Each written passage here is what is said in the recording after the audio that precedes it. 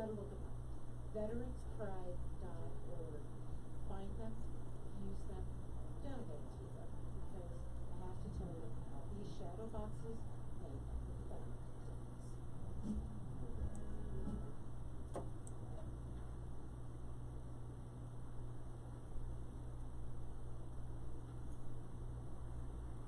Hello and welcome to the Dr. Elisa Show here on KUHS, The Stream, Denver Radio. How are you today? It has been a wild week, hasn't it? And so before we get started, what I'd love everyone to do is to take a deep breath. Just take a deep breath. Let's just ground ourselves quickly, okay? Everyone in. And a deep exhale. Right? And find your center for a moment, because the world has just been fascinating.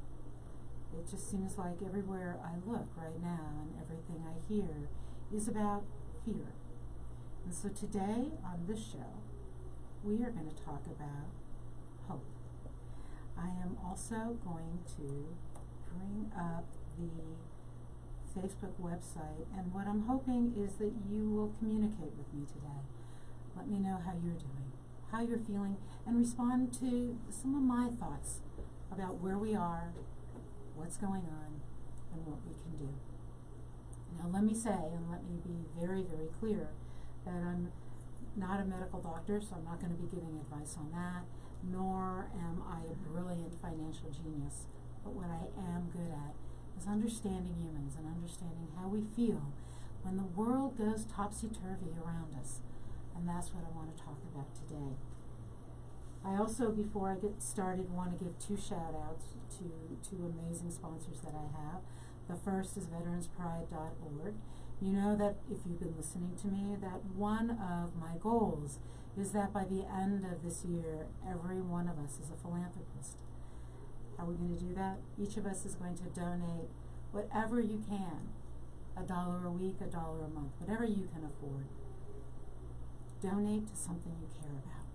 And one of my first suggestions is VeteransPride.org.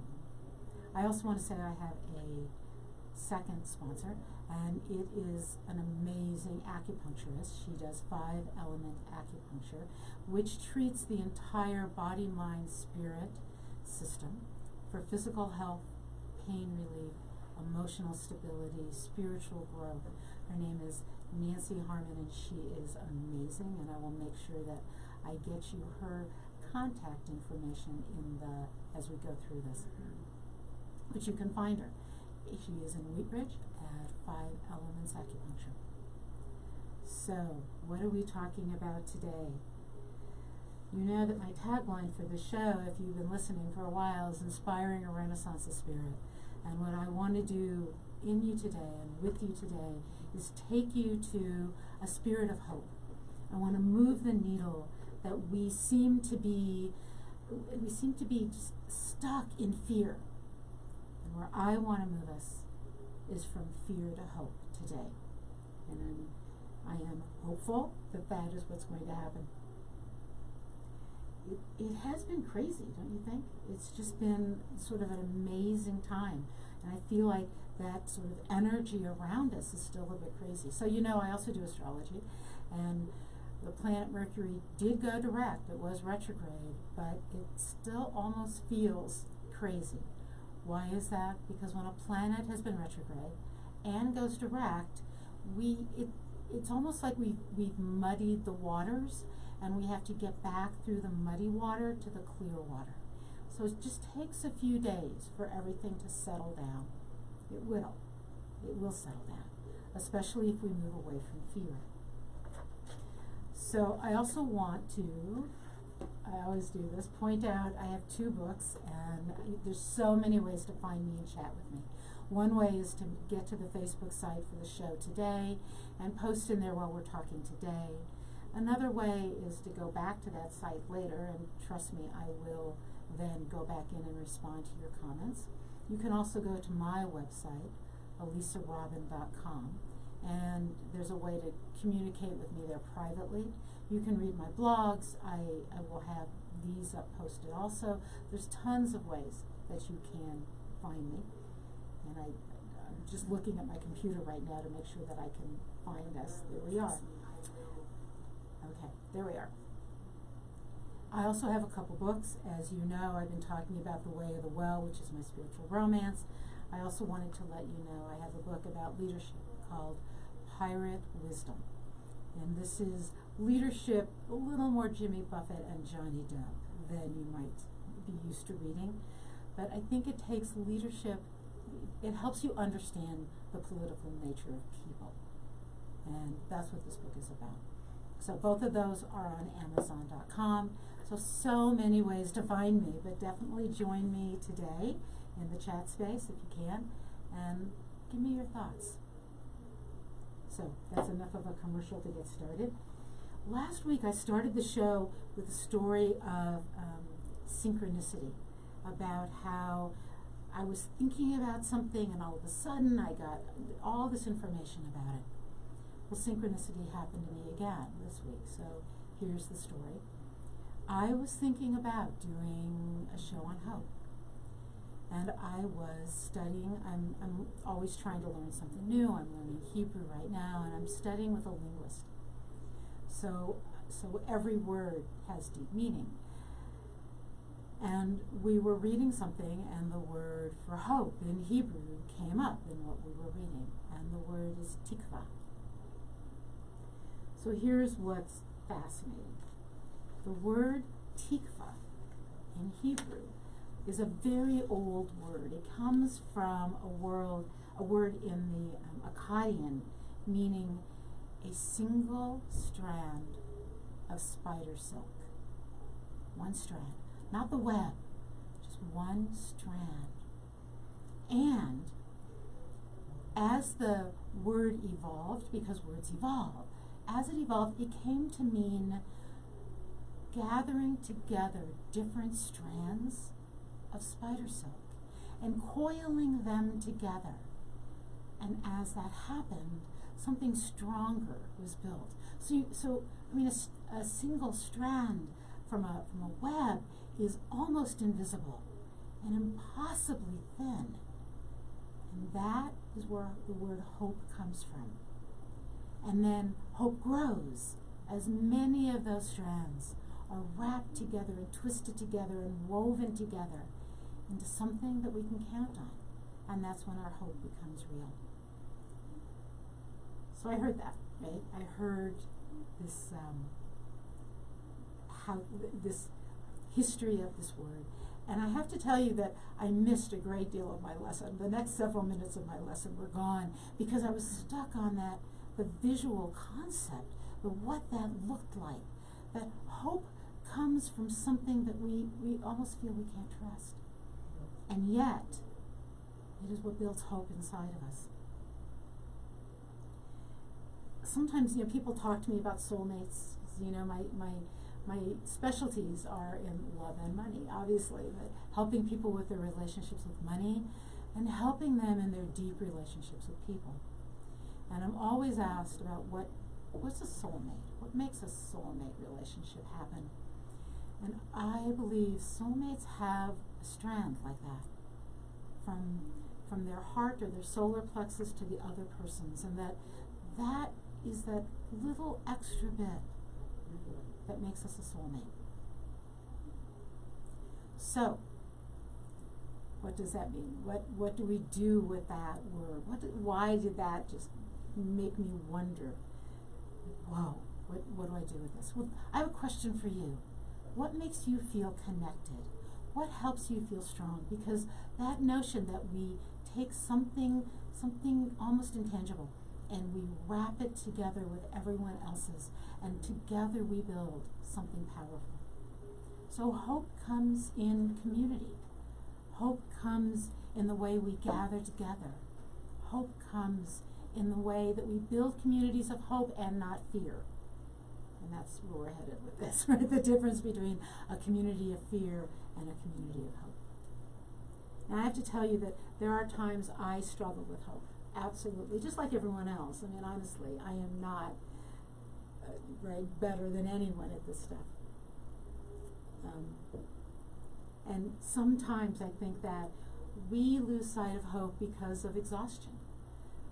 we're tired. Where do we get tired? I'll tell you, we're watching the news. We're on Facebook. We're on our Instagram feed. We're on Twitter. We're on LinkedIn. And we are hearing bad news over and over and over. We're hearing opinions about bad news over and over and over. And what we become exhausted, we become emotionally exhausted. And what we lose track of is where we are in the world, who we are. And instead of being able to live from a point of hope, we move into fear. And no, trust me, I am not criticizing anyone. I am not criticizing any group at all. So as I talk, please remember, this show is spiritually multilingual. I understand and I value everybody having different opinions. I think that's one of the things that makes us strong. But what humans do when we're afraid is, instead of building communities of hope, we build communities of fear. And those look very different. Those are exhausting. So what I'd like you to do for a moment is just join me in thinking about where you find hope. I have to say that sometimes I find hope in the sliver of a new moon in a night sky. Every year I try, and I haven't done it yet this year, I need a friend to do this with me. I try every year to see the Milky Way, and I find amazing hope in the grandeur of the sky. So if you're somewhere where you can get to the darkness at night, on the dark of the moon, and see the Milky Way, or if you're far enough north that you can see the northern lights, see if that instills a sense of hope in you. What about those impossibly bright colors of a rainbow? And of course the rainbow, we know in Jewish scripture and Christian scripture, is connected to that notion of hope. There is hope. What about those colors? Does that instill hope in you? For me, I have to say that if I can get my feet on a trail or get my feet in the ocean waves, I feel hope. So being outdoors, being in a community of friends who are there for each other, those are all the things that instill us with hope. And hope replaces fear. I actually had somebody say to me, and it was a great point, that sometimes they had to lose all hope to actually find the strength to move forward.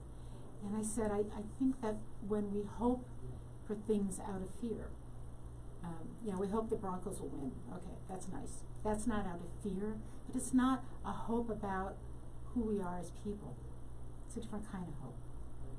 I hope this person wins the election and this person loses because I'm afraid of that person. I'm afraid. Yes, lose that. Lose that. Because what we know, and we know this from scientific research, hope builds resiliency. Hope is when I get up and I fall down, and I get up and I fall down, and I repeat, and I end on a get back up. Hope is what helps me do that. So what brings you hope? Are you on the Facebook site? I would love to hear. What brings you hope? And I know most of you are just listening, but know that you can chat with me later, that you can get in touch with me and share your stories of hope, and I have some I'm going to share today. Sometimes I think hope is playing sort of hide and seek with me, and it's teasing me with promises of love and faith, which are, to me, other versions of hope. I can't really believe that I'm going to meet somebody who loves me dearly and completely, and that I'm going to be in a relationship if I don't have hope. Sometimes I have to have hope that I have faith, right? That I have this sense of faith in God or the universe or whatever verbiage you want to use. But I have faith. There's a Kabbalistic notion, a Jewish notion, that this too is for the good. And there's many myth stories about that in many other traditions, that we look at something and we don't know if it's for the good or the bad. Right? You can't tell. It looks good, maybe it'll work out great. We never really know. But in the Kabbalistic sense, we say Aval Gam Tov, also this for the good, or Gam Ze Tov. My Hebrew's not great. Gam Ze Tov, also this for the good. That in the end, this will take us to something good. So what is it you weave together that helps you leave fear behind? Where do you find that in yourself? And again, let me know. My first suggestion, honestly, is to see your life as a work of art. That as these pieces, these strands of silk, which is love of your friends and love of your family and the wisdom that you've learned through time, be it in school or on the street or just through life experiences, move to that. Move to hope, leaving that fear behind. That's where your resilience is. And I want to say that what we focus on is what we see. So that sounds metaphysical, and it is, but it's also scientific. What we focus on is what we see, and what we see is what we believe. If we believe the world is nothing but a scary place, and that we need to hang together with people in our community of fear, and all focus on our fear, we're creating more fear. I mean, the stock market is a great example of this. I've been doing some research and talking to people about it, and in the end, economics, like the stock market, but economics is a social science. And when we are afraid, the stock market tumbles, right? You hear them say that, right? If you watch the news, fears of the coronavirus and the stock market tumbled. Fears of the oil prices plummeting and the stock market. It's fear. It's fear. And we have moved as a society lately from hope and resilience, not everyone, but in so many ways, from hope and resiliency to fear. So I feel like hope plays this game with me, and that it teases me, and that sometimes I can then be played, right, when hope is teasing me, and laughingly emerge from that darkness behind me. I have to say, laughter often chases away the fear. And in my life, where I have been a little risky when I was younger and had some adventures, laughter often saved me. Laughter often turned situations that could have been dangerous into connection. And when we're connected, we are safer. Okay, so this is about our stories. And that's what I talked about last week and maybe the week before, that we play out our stories. And we have surface stories and we have shadow stories. And our surface stories are the ones that we believe we're following. We believe that we're acting in a certain way, and yet often the shadow story is what drives us. So our surface story may be, I know how to take care of myself and keep my family safe, and that's good. And our shadow story might be very, very human fears of loss, of not knowing what to do, of being overpowered, of being overtaken by things out of my control. Our belief may not be enough. We may believe we're doing everything right, our surface story, to protect our families and our children. And our shadow story is, I always do things wrong. I need to look at the world around me to figure out what's right because I don't know what to do. And there's nothing wrong with that story. If we really don't know what to do, then yes, we listen to good advice. Here's the problem. The daily news feed of fear drives out our stories of hope, of resiliency, of wisdom. So, is the world a little scary right now? Yeah. Is it the scariest it's ever been? No, it's not. It's scary. But it's been very, very scary in the past. For many people, go back generations, right? I mean, the 1950s were great for some people and really scary for other people. The 60s, really great for some and really scary for others. Go way back in time, way back, and you will find That's a trend. It is faster now because we hear it all the time, every day. And if we don't turn off our news feeds, we see it and hear it every single minute. And then we get trapped in those. So our shadow story says it's a conspiracy. It must be a conspiracy, right? How could this happen if that side or the other side wasn't out to get my side? If those people weren't out to hurt my people? Most people on this planet are trying to have a good life. Most people on this planet are trying to raise their children to have a good life. Most people on this planet care about their neighbors. That's the reality. And that is the reality. Again, I'm a scientist. We know this. And yet, what we hear is that we're always in danger from the other. And I have to say that when we are fearful, we often want to blame somebody else. That's a human thing. And we get really good at it. And again, when we do that, we are coming from a place of fear and not a place of hope. So I want you to think back to a time, right, of when you were absolutely certain about something. You were probably a teenager, right? Because when we're teenagers, we're absolutely certain about everything. Maybe you were in your 20s. You were certain, you were sure. And now you look back and you think, maybe I shouldn't have been so sure. Maybe I've changed my way of thinking. That happens. We're positive, we're sure. And yet, at some point, we realize it isn't necessarily the truth. Perhaps I was a little off on that. So what happens often is it's difficult to admit that we've changed our minds. We kind of rewrite that story. And then we hold other people accountable for things they said without understanding that they too have changed. They've grown. They've learned. And the times have changed. And they have grown and learned with them.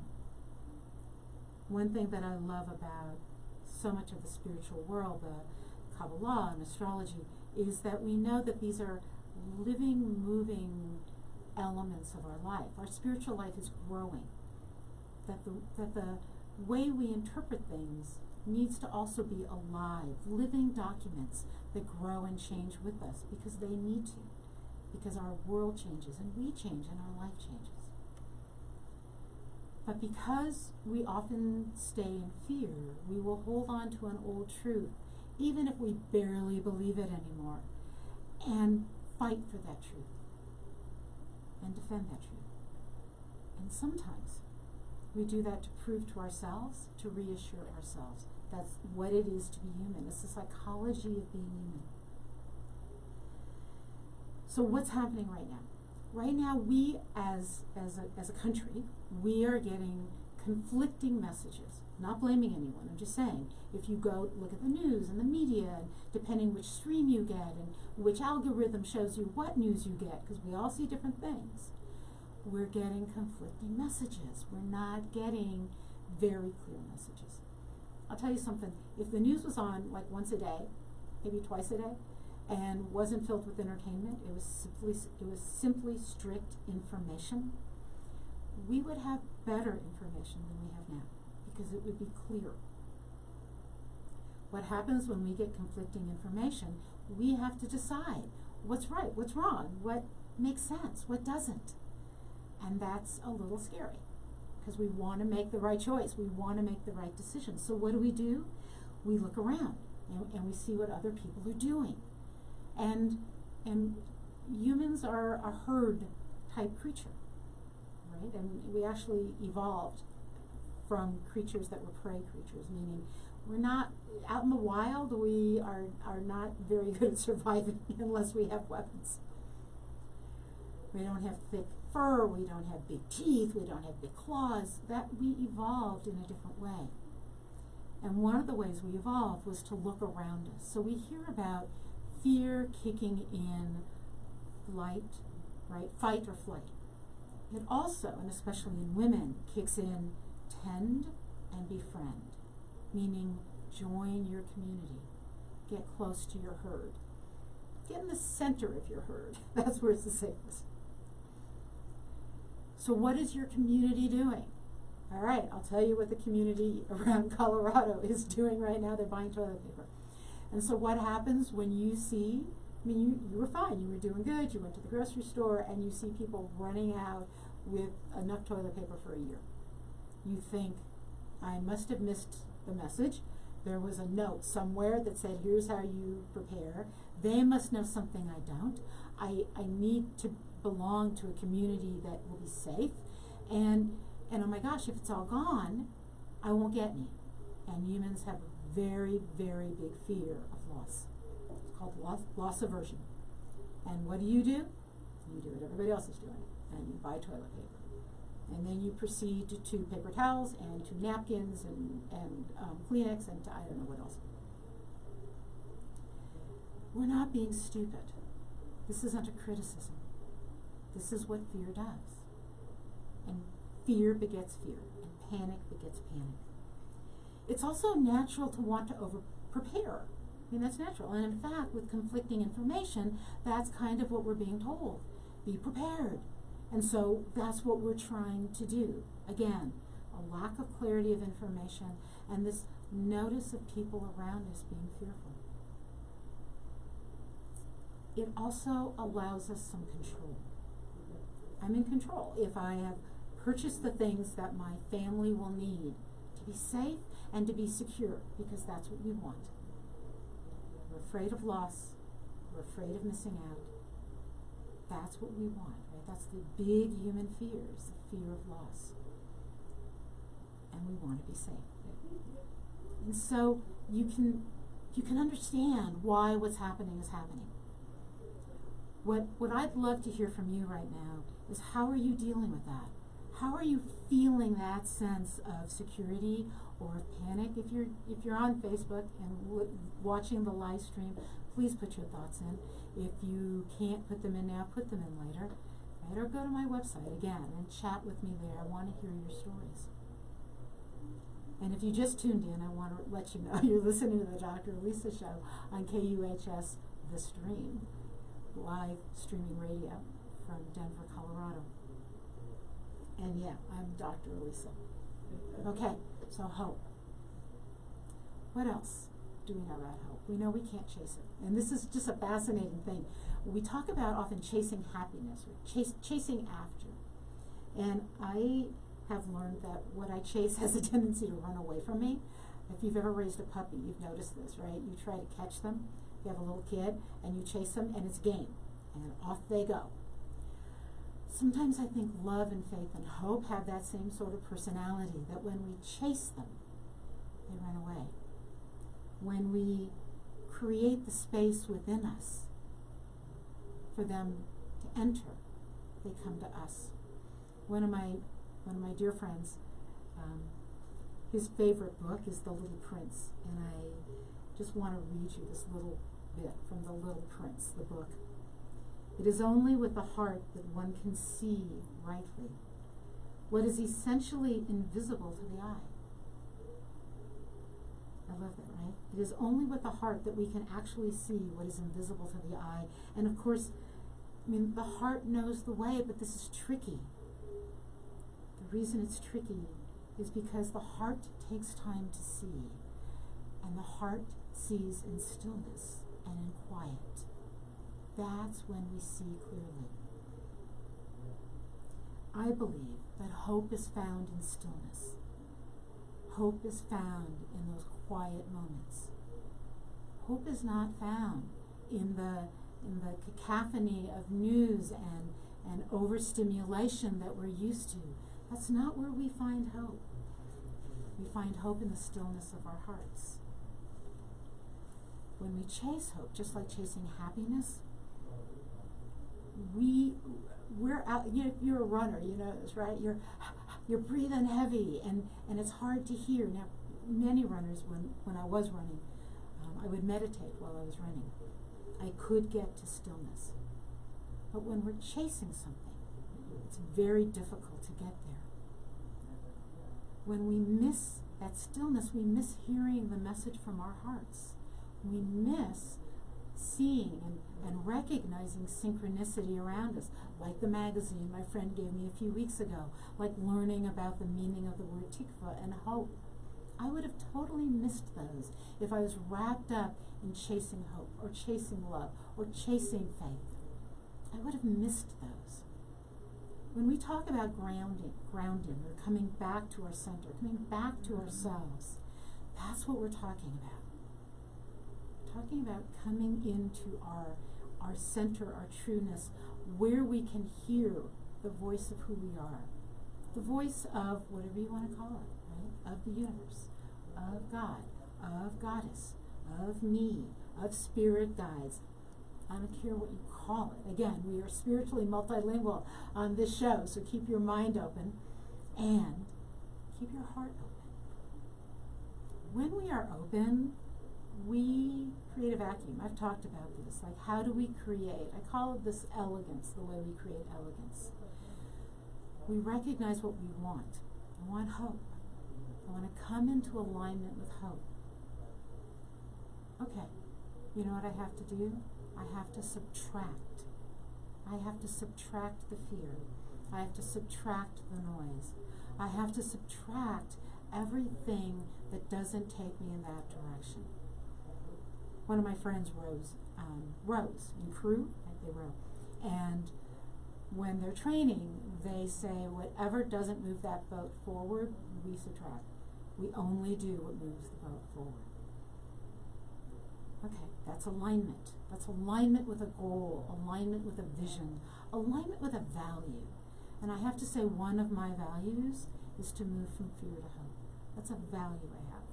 I have to work at these things. I spent 3 years working on generosity. That was what I was focused on for 3 years. And I think I'm doing pretty good. Now I'm moving on to hope.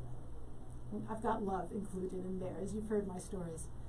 But I think they're connected. And in fact, I'm weaving them together. That strand of hope and that strand of love and that strand of faith. And I am weaving those together into something I can hold on to and something I can share.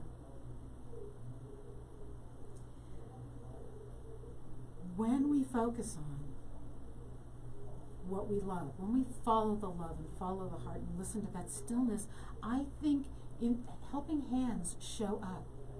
And those are stories of hope. And in fact, if you're really struggling now, get one of those books, right? Chicken Soup for the Whatever, or Amazing Stories From. And you will see that when people stayed open and hopeful sometimes, not clearly, you can always tell me examples when it didn't happen. So much of the time, the help we need shows up. And we see it. We can see it. And we can reach out for it. It comes to us, and we can welcome it in. So I have to say that hope is not the same as optimism. Optimism is sort of the sunny personality, which is a lovely thing. But you can be a pessimist or a realist, sort of in between the two, and still have hope. Most people associate hope with getting out of a dire situation, and that's a good place to have hope. But hope also makes our everyday life better. So even if you are kind of pessimistic about where life is going right now in the world around you, you can have hope in other areas. Hope that we're going to come through this. Because we as humans, we as people, we as community, we as whatever, we've come through things before. And you can have that hope that you can. You know, what's funny is we learn things better when we feel hopeful. Do you remember learning to ride a bike or ski or some other physical activity? I mean, there was a time you couldn't do it. And it was the hope that you could learn that made it possible to learn. And in fact, we share hope. And this was another great thing I heard the other day. I have a friend who has some illnesses she suffers from. And sometimes she loses hope. And then she connects with one of her friends. And her friends have complete faith in her ability to conquer what is facing her. or to deal with what is facing her. And she trusts her friends, and she borrows that hope. Again, we're weaving those strands together. So we can share hope. Children who are raised with hope tend to do better in the world. They have not only better GREs and SAT scores, they tend to be successful better through life. People who were raised in poverty, but in a hopeful household, do better. They tend to move themselves and their family and whoever out of poverty and into a better life. There are amazing stories about that. The way that we build a better life. Hope helps us build a learning goal and go to it. Hope helps us build. So I've talked about goals in here before, and the problem with having setting those huge goals that are New Year's resolutions and why they fail. Well, sometimes it's because we don't actually have any sense of hope that we're going to be able to be successful. We have no trust in ourselves. We have no hope for that. And those goals fall by the wayside. Hope is that other piece, not fear. Now, fear will motivate us, absolutely. I have to tell you that I've had several surgeries in my life, but my very first surgery was an emergency surgery. I almost died. And when I woke up in the hospital and the surgeon was looking at me after my surgery, I was young. I think I'm not sure I was yet 30. I'm trying to remember.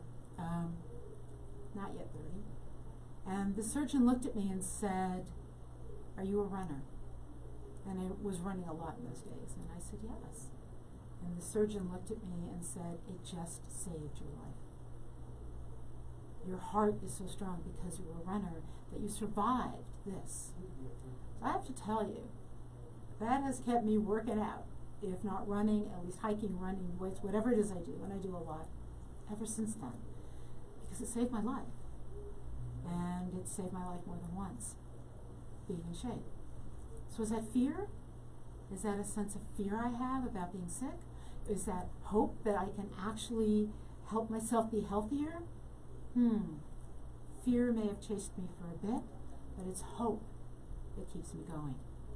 It is hope that I have a sense of control over this. And humans need that. You know what we've discovered about aging? This is fascinating to me. That people age well when they have three things, and I hope I remember all three, right? When we have meaning and purpose, so efficacy, we have a reason to get up in the morning. We have a sense of control over choices. We get to make choices in our life. And we have community. When we have those three things, we age well. Much better. Much better. Isn't that amazing? Meaning and purpose. This is why I tell people, don't retire. Just reinvent yourself. Just try something new. Control.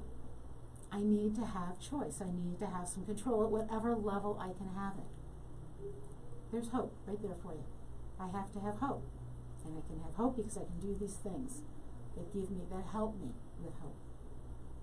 And then I build a community. And communities help us stay healthy. Communities of hope help us stay healthy. Communities heading forward, not communities of fear. So we know it helps us with success. We know it helps us with building the future we want. We know that sharing hope with our children gives them a better life. What is the difference, then, between a community of hope and a community of fear? And I want to say that's tricky. That is really tricky. We think we're hopeful, but we're being chased by fear. And what I'd love to have you do is spend some time today as you become, overwhelmed with the media again. So first off, take some time today to turn the media off. After you finish listening to me, don't turn it off right now. But take some time to not listen to the same news story 15 times. We really do not know any more about the virus this moment than we did an hour ago. We know wash your hands, we know take care of yourself, we know that. Okay, let it go. Check in with yourself. What is driving you? Is it hope or is it fear? You know how I can tell when it's fear? When it's fear, I'm blaming. When it's fear, I'm criticizing. When it's fear, I'm protecting myself against the other, whoever the other is. When it's hope, I know that we all together can do this. And we all together is a diverse, inclusive together. I don't need to keep others out. I don't need to to judge somebody else. I don't need to do that when I'm coming from hope. I don't need to be the smart one in the room who has all the right answers. I need to be the one who's caring, the one who's sharing. Tend and befriend. And we have that choice. It's an amazing thing. We have learned that when we're afraid, and this is absolutely true and necessary, if you're being chased by a saber-toothed tiger, fight, you gotta run, or you gotta fight. That's what you gotta do. In some cases, maybe freeze in place and whatever, but you have to choose what to do, and they're that defense, protection. In the long term, what works is what women tend to do, right? Tend and befriend. Gather the collective together, take care of each other, befriend each other. Befriending is what keeps us safe. It is the friendship, the connection, the collective that keeps us safe often. Okay, I get it. We're not supposed to go out into big groups because of the virus. That doesn't mean that we attack each other. And that, I think, is the difference between fear and hope that I'm seeing. I can tell when people are coming from fear. And I don't know how to bring them hope except to say, stop, take a deep breath, find a piece of hope in yourself, a sliver of hope, just a sliver. Let the fear go away. Face your hope. Let the fear fall behind you and see what enters you, and it will be different. Turn off the media, just turn off the noise for a bit. Take care of your kids, pet your animals, right? Be with people you care about. Find your center. Do the things that make you realize that you have within you wisdom and strength and resiliency and grit, that you are lovable and you love, that you have control and can make choices. At whatever level you can do that. You have a community. And you know what? You have meaning and purpose. And if your meaning and purpose is comforting others today, that's a great meaning and purpose. Because when we as a community, when more of us shift and move that needle from fear to hope, when more of us do that, all of us start to do that. When all of us start projecting fear, we attract the fear, we believe the fear, we see the fear, we see the danger. When we project the hope, believe in the hope, love and faith and trust, those are all sort of variations on a theme. That is when we create hope. And when we're not quite so afraid. And when we're more open. So I want to add just a bit of astrology to this too today. I started with Mercury went direct. I've been talking about astrology on the show for a while, and one of the things I've been talking about is two planets in the sky that are very close together in the sky, and we call that a conjunction. Saturn, the planet of structure, how life should work. Think of a political system, any political system, it doesn't matter, the one you like, it doesn't matter. The set of rules, colleges, how we get through school, whatever, the financial systems.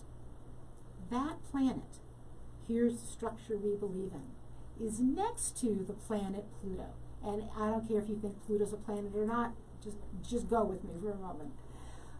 Pluto is the planet that helps us see what is underneath. So anytime you're wondering about astrology, go back to those classes you had in mythology. Pluto was the god of the underworld. It actually is a deep feminine energy, even though it was the god of the underworld. The experience of Pluto is feminine.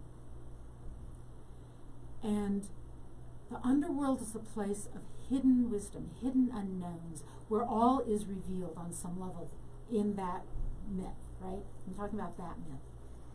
That is a place deep within us. deep within us where we maybe know the truth that we don't want to acknowledge. Deep wisdom. How do we get there? We often get there in a crisis. We often get there when we feel like the world is shattering around us. That's when we get there. So what are the two planets? We have the planet of, let's just take it all to ground. Here's my example for this, my story. Let's say you inherited a house in a beautiful location. Love the view, hate the house. Our natural response is to remodel. That would be Saturn. The structure's good, we'll just make some changes. Pluto comes in and says, oh no, let me bring in the wrecking ball. Let me take it to ground. Now you can build what you truly want. Those two planets have been next to each other in the sky for a while. They went very, very close together in January, on top of each other practically, and they are moving apart slowly, but they are still within orbs, still together. And everything we're seeing in the world, we can almost explain in that way. But it's not happening to us because we've done something wrong. Again, that's the fear thought.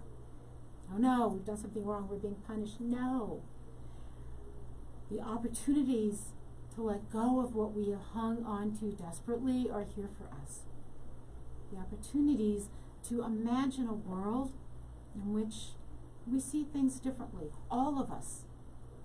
That none of us come from fear.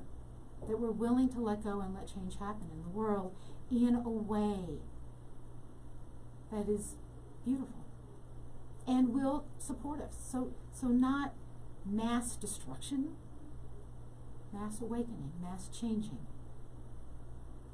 mass rethinking, recreating. You can't recreate if you won't let go of what you have. Astrologically, that's what's going on. And we're seeing it, but it isn't telling us to be afraid. And in fact, because it's happening, all of this, in the sign of Capricorn, Capricorns are builders. They're always builders. All of this is so that we can build together something better. And that we just have to look at the ways that some archaic beliefs or behaviors or rules aren't working for us as a community anymore. So how do we change them? While honoring each other. I want to be very clear, this is not about either side winning. It's about all of us coming together in a different way, with a different view.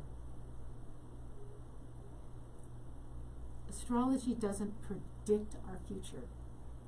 It tells us the energy of the time we're in and gives us an opportunity to make choices of how we'll deal with that time.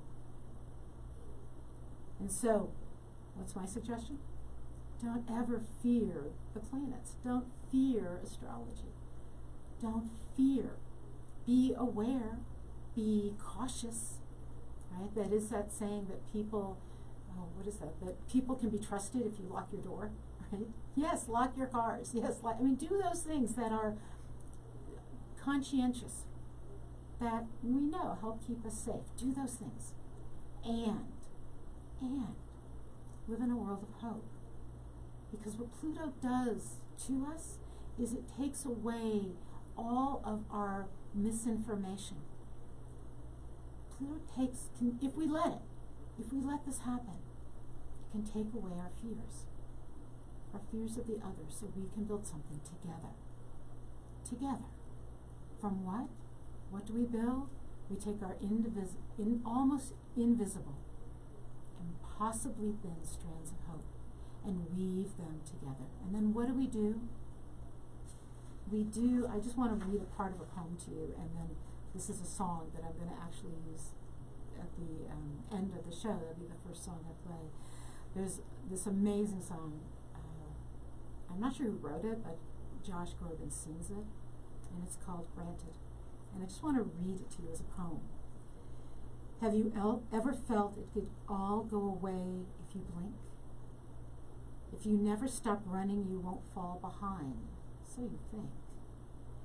You wonder in your heart, if you're not still who you are, who are you? Nothing's as it seems until it all falls apart. Now, if you have a dream, go chase it. If you feel hope, don't waste it. If you find love, and I hope we all do, embrace it. And never take a single breath for granted. The story's yours, go write it. Tomorrow's undecided. Our days are counted on this planet. Never take a single breath for granted. And so, what do I offer you? What single strand of spider silk do I have for you today? The world can be a scary place, but it's no more dangerous right now than it was a few weeks ago. And in fact, our world is so much safer than it was 100 years ago, 1,000 years ago. We really are. But what we hear more of is the danger, because we hear it faster. And when we hear something over and over and over again, we tend to believe it. And so I'm going to say it over and over and over again. Hope is stronger than fear. And when we leave fear behind and come together in communities of hope, and when we're alone, embrace our own sense of hope, we have the power to change this planet, to change our communities, to change the world. Yes, there are some scary things out there. And yes, we need to be aware of that. And yes, hope will let us do that. Hope will help us find resiliency and grit and love and faith, and help us bring all of this, all of us together as we move through this time. And yes, you can do this. Thank you for listening in to the Dr. Elisa Show on KUHS The Stream from Denver. And I wish for you many strands of spider silk woven together in a way that makes you feel strong and resilient and hopeful. I hope you enjoyed this, and I hope you feel inspired. Until next time, I wish you hope, I wish you love.